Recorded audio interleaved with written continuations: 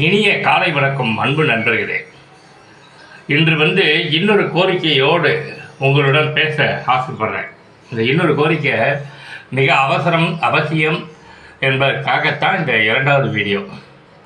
அப்படி என்ன அவசரம் அப்படின்னீங்கன்னா, நான் ஏற்கனவே போன வீடியோவில் சொல்லிட்டு இருந்தேன், மனிதனுடைய துன்பங்களுக்கும் துயரங்களுக்கும் காரணம் அவனுடைய ஆசைகள், எதிர்பார்ப்புகள் எக்ஸெட்ரா இவைகள் தான் என்று.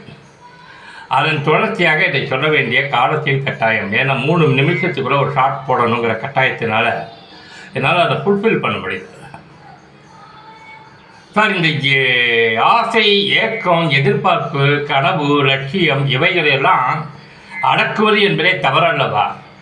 இந்த வயசில் எனக்கு வராத ஆசையை நான் எப்போ வரும், இதுக்காக நான் யுத்தம் பண்ண வேண்டும் அல்லவா அப்படின்னு சொல்லிட்டு எதிர்கேள்வி, தன்னம்பிக்கை கேள்வி உங்கள் இதயத்திலிருந்து வரும். நீ கிழவை, நீ தோற்று போயிட்டேங்கிறதுக்காக, உன்னால் சில இலக்குகளை தொட முடியலன்றதுக்காக எங்களுக்கு இதெல்லாம் சொல்கிறியா அப்படின்னு கூட என்னை பார்த்து குதர்க்கமாக ஒரு கேள்வி வரும். தப்பு இல்லை, அந்த கேள்வி வருவதில்லை. அதற்கான பதிலைத்தான் இந்த வீடியோவில் சொல்ல போகிறேன். நான் உங்களைப் போலத்தான் இள வயதில் இந்த செவிட்டு காதோடு இந்த மிஷினெல்லாம் வச்சுக்கிட்டு எல்லா பிடுங்கியும் பண்ணேன். ஆனால் நான் ஒன்று தவறிட்டேன். அது என்னென்னா, அதைத்தான் உங்களுக்கு கற்றுத்தரேன் இந்த வீடியோவில்.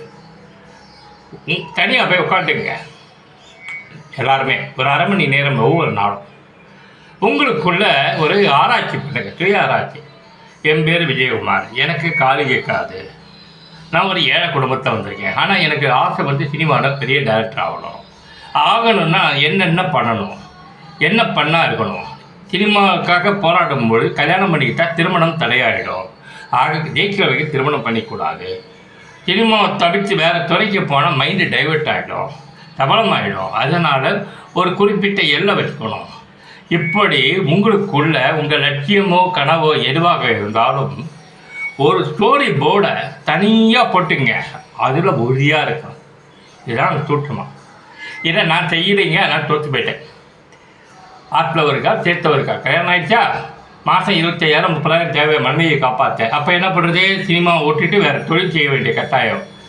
அப்போ எனக்கு பொண்டாட்டியை காப்பாற்ற முடியும். அவளுக்கு சோப்பு சீப்பு பவுடர்லேருந்து எல்லாம் வாங்கி கொடுக்கணும், அந்த கடமை இல்லை. மறுபடியும் 1ஆம் தேதி வந்துடும். ஒரு பக்கம் சினிமா 50% யுத்தம்னா மீதி 50% இந்த போராட்டத்துக்கே சரியாயிடும்.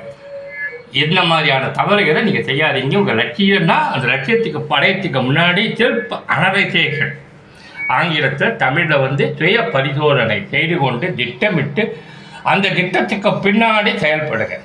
இதை சொல்வதற்கு தான் இந்த video. Have a nice day.